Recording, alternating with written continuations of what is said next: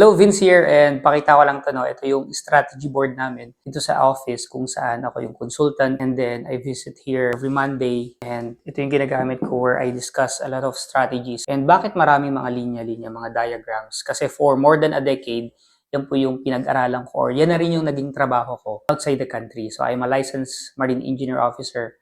I work with pipelines, diagrams, systems, machineries, and engines. That's why familiar ako. And then when I look into the business, ang lagi kong tinitingnan talaga is process, sales process.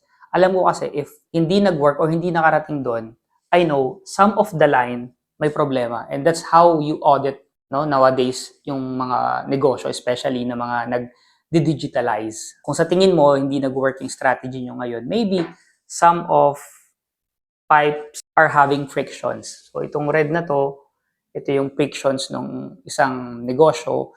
And then, nag-propose ako ng another linear lang na sales process, and it worked. It makes sales, no?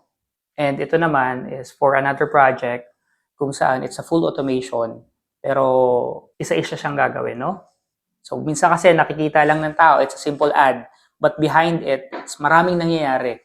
Merong market research, merong framework, merong checklist, merong policies, no, napakalaga nun. And then, maraming sinusunod ng mga digital marketer. Just to make sure na yung ginagawa namin is magpuproduce ng result to their business. Yun naman ang end goal pa rin is kumita yung negosyo na hinahawakan namin.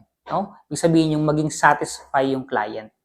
Yung pa rin naman yung end goal ng mga digital marketing specialist or yung mga consultants, no? Right, so kung pinagdadaanan mo rin to, yung ibang mga challenges na to, maybe makatulong ako. So just click the link dun sa Google Form, sagutan mo lang, and let's have a wonderful conversation. See you.